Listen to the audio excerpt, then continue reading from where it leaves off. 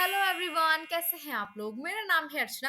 आज की हमारी कहानी है भगवान कृष्ण की जादुई गाय की कहानी। अगर आपने मेरे चैनल को सब्सक्राइब नहीं किया है तो जल्दी सब्सक्राइब कर लो, बेल आइकन को प्रेस कर लो ताकि मेरी हर आने वाली वीडियो की नोटिफिकेशन आपको सबसे पहले मिले। और कहानी पसंद आए तो लाइक जरूर करना। तो चलिए कहानी शुरू करते हैं। एक गांव में एक माधव नाम का व्यक्ति अपनी पत्नी के साथ में रहा करता था। माधव के पास में दो गाय थी जिनका माधव बहुत अच्छी तरह से ध्यान रखकर उनका दूध बेचा करता था, जिससे कि उसका घर का खर्चा चल पाता था।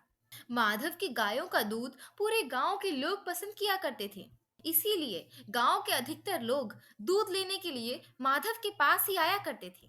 माधव बहुत ईमानदारी के साथ अपनी गायों का दूध गांव वालों को बेचा करता था। वह कभी भी दूध में पानी नहीं मिलाता था। इसीलिए सभी गांव वाले माधव से ही दूध लेना पसंद किया करते थे। एक दिन सुबह सुबह माधव के पास दूध लेने के लिए एक महिला आती है। कहती है, भैया जी, मुझे आज आधी किलो ही दूध देना। तो माधव कहता है, क्यों? आप तो हर बार 1 किलो दूध लेके जाते हो।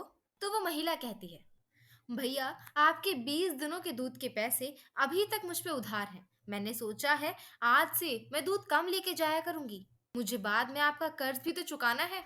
तो माधव कहता है, नहीं नहीं, ऐसी कोई बात नहीं है। मुझे पता है भैया का काम अभी सही नहीं चल रहा। जब आपके पास पैसे हो तभी आप पैसे दीजिएगा। महिला माधव की बात सुनकर बहुत खुश होती है और कहती है, भैया आप बहुत अच्छे हैं। आपके जैसे लोग इस दुनिया में मिलना बहुत मुश्किल है। एक तरफ आपका भाई है जो कहता है पैसे दोगे तभी दूध मिलेगा, उधारी नहीं चलती यहाँ। तभी दूसरा व्यक्ति कहता है, हाँ माधव भैया, मैंने भी उससे 1-2 बार दूध लिया है। उसका दूध बिल्कुल भी अच्छा नहीं है। वह दूध में पानी मिला के देता है। तो माधव कहता है, अब मैं क्या कर सकता हूँ। मैंने अपने भाई को कई बार समझाने की कोशिश करी है लेकिन वह समझता ही नहीं।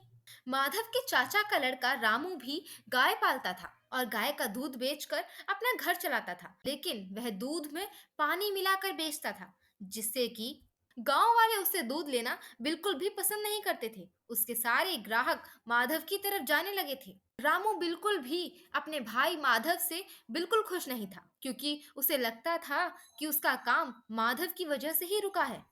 उसे लगता था कि माधव की ही वजह से उसके सारे ग्राहक टूट चुके हैं। एक दिन वह अपने मन में सोचता है, ये भैया ने तो मेरा सारा काम ठप करके रखा है। पता नहीं इतनी ईमानदारी लेकर जाएंगे कहाँ। मेरे पास तो इनकी वजह से अब कोई भी गांव वाला दूध लेने के लिए नहीं आता है। मुझे कुछ करना होगा जिससे कि भैया का काम भी मेरी तरह ठप हो जाए। एक दिन माधव रामू के घर आता है उसे समझाने के लिए। माधव रामू से कहता है, रामू, मुझे तुम्हारी गांव से बहुत शिकायतें सुनने के लिए मिल रही हैं। मुझे मैंने सुना है तुम गांव वालों को दूध में पानी मिलाकर बेचते हो। ऐसा कर कर तुम्हें मिलता क्या है? अगर थोड़ा पैसा तुम एक्स्ट्रा कमा लोगे तो उससे हो क्या जाएगा?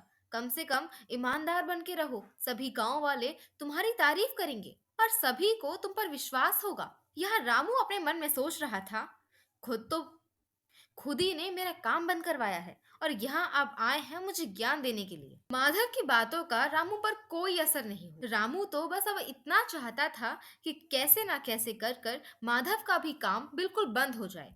जब रात को माधव और माधव की पत्नी सो रहे थे, रामू माधव के घर में चुपचाप आता है और माधव की गायों की रस्सी खोल देता है। रामू को लगता है मेरा ऐसा करने से माधव की गाय भाग जाएंगी। रामू ऐसा कर कर अपने घर आ जाता है और सुबह होने का इंतजार करता है। माधव जो सुबह उठ के देखता है, माधव को अपनी दोनों गायों की रस्सी खुली मिलती है। माधव की दोनों गाय अभी तक माधव के पास ही थी और यहाँ रामू इंतजार कर रहा था कि कब उसको माधव की आवाजें सुनाई देंगी कि उसकी गाय भाग गई। लेकिन जैसा रामू ने सोचा था वैसा कुछ भी नहीं हुआ। माधव की गाय कहीं भी नहीं गई। रस्सी खुल जाने के बाद भी माधव की गाय अपनी ही जगह पर थी, क्योंकि माधव अपनी गायों का बहुत ध्यान रखता था, जिसकी वजह से माधव की गाय भी माधव को पसंद करती थी और वह उसे छोड़कर कहीं जाना नहीं चाहती थी। अब रामू सोचता है कि मैं ऐसा क्या करूं जिससे कि भैया का काम बंद हो जाए। ये आजकल बहुत ज्यादा इतराने लगे हैं। रामू ने इसी तरीके से माधव का काम बंद करवाने के लिए कई बार कोशिश करी, लेकिन वह अपनी कोई भी तरकीब में कामयाब नहीं हो पाता था। एक दिन रामू बहुत गुस्से में आकर रात को माधव के घर जाकर माधव की गायों के खाने में कुछ मिला देता है, जिसकी वजह से माधव की गाय बीमार पड़ चुकी थी। माधव अपनी गायों को लेकर बहुत परेशान था। वह सोचता है, मैं तो अपनी गायों का कितना ख्याल रखता हूँ, उसके बाद भी मेरी गाय क्यों बीमार पड़ गई हैं? और कुछ दिन बाद माधव की गाय मर जाती है। अब तो मानो माधव के लिए आसमान सा फट चुका था, क्योंकि माधव के घर चलने का एकमात्र सहारा उसकी गाय थी, जो कि इस दुनिया में अब नहीं थी। और ना ही माधव के पास में इतने पैसे थे कि वह एक दूसरी नई गाय लेके आए। अब माधव अपने होश में नहीं था। माधव यही सोचे जा रहा था कि ऐसा क्या हो गया जिससे कि उसकी गाय मर गई। इतना ध्यान रखने के बाद भी ऐसा कैसे हो सकता है? बस यही सारी बातें वह सोचे जा रहा था और जंगल की तरफ चला जा रहा था। माधव अपने होश में नहीं था। वह जंगल में एक पहाड़ी की तरफ जा रहा था। वह पहाड़ी से नीचे गिरने ही वाला था कि एक युवक माधव का हाथ पकड़ लेता है और माधव से पूछता है, भाई ऐसा क्या हो गया जो तुम अपनी जान लेने के लिए इस पहाड़ी पर आ गए? आप अपने होश में तो हैं, ये आप क्या कर रहे हैं? तो माधव कहता है, तुम्हें नहीं पता मेरे साथ में क्या हुआ है। तो वह व्यक्ति कहता है, आप मुझे बताकर तो देखिए, क्या पता मेरे पास आपकी परेशानियों का समाधान हो। तो माधव उस व्यक्ति को बताता है, मेरे पास 2 गाय थी। मेरा बहुत अच्छा काम चल रहा था। मैं उन गायों की खूब सेवा करता और उनका दूध पूरे गांव भर में बेचा करता था। लेकिन पता नहीं कुछ दिन से मेरी दोनों गायों की तबीयत खराब होने लगी थी और आज तो उन्होंने अपना दम ही तोड़ दिया। मेरी समझ में नहीं आ रहा कि ऐसा हो कैसे गया। मैं अपनी गायों का बहुत ध्यान रखता था और मेरे पास तो इतने पैसे भी नहीं हैं कि मैं एक नई गाय लेके आ सकूं। अब बताओ मैं अपना परिवार कैसे चलाऊंगा? तो वह व्यक्ति कहता है, ये तो बहुत अच्छा हुआ भैया कि आप मुझे मिल गए। मैं आज ही शहर जा रहा हूँ। मेरे पास में एक गाय है। मेरी समझ में नहीं आ रहा कि मैं वह गाय किसे दूं। अब आप मिल गए हो तो मैं चाहता हूँ कि मेरी एक गाय को आप रख लो। तो माधव कहता है, लेकिन मेरे पास तुम्हें देने के लिए पैसे नहीं हैं। मैं तुम्हें बता चुका हूँ कि मेरे पास नई गाय खरीदने के लिए पैसे बिल्कुल भी नहीं हैं। तो वह व्यक्ति कहता है, पैसे मांग भी कौन रहा है? आप मेरी गाय का दूध बेचकर खूब पैसा कमा लो, उसके बाद में धीरे धीरे कर कर मेरे पैसे लौटा देना। माधव उस व्यक्ति की बात सुनकर बहुत खुश था। माधव उस व्यक्ति के गले लग जाता है और दिल से धन्यवाद बोलता है और उस व्यक्ति की गाय को लेकर अपने घर आ जाता है। अपनी पत्नी को दिखाकर बोलता है, ये देखो एक गाय। माधव की पत्नी उस नई गाय को देखकर हैरान थी। वह कहती है, ये गाय आपको कहाँ से मिल गई? हमारे पास तो इतने पैसे भी नहीं थे कि हम नई गाय खरीद सके। माधव अपनी पत्नी को सारी बातें बताता है। उसकी पत्नी कहती है, भला हो उस भले इंसान का जिसने हमें ये अपनी इतनी सुंदर गाय दी है। अब भगवान करे हमारा इस गाय की वजह से खूब काम चले, जिससे कि हम उस व्यक्ति के पैसे लौटा सके। माधव भगवान कृष्ण का बहुत बड़ा भक्त था। माधव भगवान कृष्ण को मन ही मन धन्यवाद करता है। माधव उस व्यक्ति की दी हुई गाय का बहुत अच्छे से ध्यान रखता था और बदले में वह गाय माधव को बहुत सारा दूध दिया करती थी।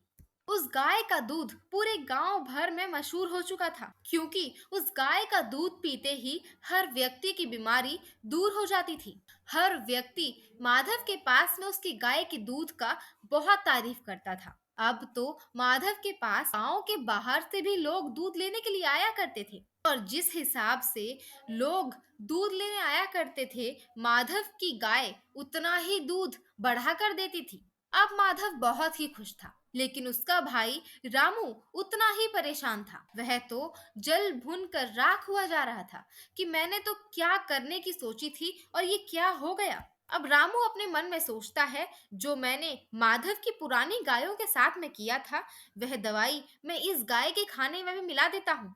माधव और उसकी पत्नी के सोने के बाद में रामू माधव के घर आता है और उस गाय के खाने में दवाई मिलाने की कोशिश करता है, लेकिन वह गाय जादुई थी। उस गाय के मुंह से एक रस्सी निकलती है जो रामू को पूरी तरह से बांध देती है। रामू जब हल्ला मचाता है, देखो ये गाय मेरे साथ क्या कर रही है, इसने मुझे पूरी तरह से बांध दिया है, कोई बचाओ मुझे। माधव और उसकी पत्नी अपने घर में से निकल के आते हैं और गांव के आसपास के लोग भी वहां इकट्ठा हो जाते हैं। तभी वह गाय बोलना शुरू कर देती है। गाय माधव को बताती है कि तुम्हारे इस भाई रामू ने ही तुम्हारी पहले 2 गायों को मार डाला, इसने उनके खाने में कुछ मिला दिया था। इसी वजह से पहले उनकी तबीयत खराब होती है और बाद में वह मर जाती हैं। और आज यह मेरे साथ भी वही करने आया था। माधव, तुम्हें अपने भाई को सजा दिलवानी पड़ेगी। इसने पशु हत्या करी है। उस गाय को बोलता देख माधव हैरान भी था और उसकी बातें सुनकर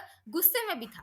पहले तो माधव पुलिस कंप्लेन कर कर रामू को पकड़वा देता है। बाद में उस गाय से पूछता है, लेकिन ये सब तुम्हें कैसे पता और तुम बोल कैसे सकती हो? तो वह गाय माधव को बताती है कि मैं कोई आम गाय नहीं हूँ। मैं भगवान कृष्ण की जादुई गाय हूँ। जो व्यक्ति तुम्हें मुझे देकर गया है वह कोई और नहीं, स्वयं भगवान कृष्ण है। गाय की यह सारी बातें सुनकर माधव और उसकी पत्नी की आंखों में खुशी के आंसू थे। वह अपने घर के मंदिर में जाते हैं और भगवान कृष्ण का धन्यवाद करते हैं। हमें कभी भी दूसरों के प्रति जलन की भावना नहीं रखनी चाहिए, क्योंकि जो समय हम दूसरों से जलने में लगा रहे हैं वही समय अपने ऊपर लगाओ, ताकि तुम भी उन्हीं की तरह काबिल बन सको। और जैसा कि इस कहानी में दिखाया है कि भगवान किसी ना किसी रूप में हमेशा हमारी सहायता करते हैं, बस हमें उनके प्रति श्रद्धा भाव रखना चाहिए। कहानी पसंद आई है तो लाइक करें, शेयर करें, कमेंट करें और चैनल को अगर सब्सक्राइब नहीं किया है तो सब्सक्राइब का बटन जरूर दबा के जाएं, क्योंकि मेरे चैनल पर आपको हमेशा इसी तरीके की कहानी देखने के लिए मिलेंगी। तो मिलते हैं अगली कहानी में, तब तक के लिए राधे राधे।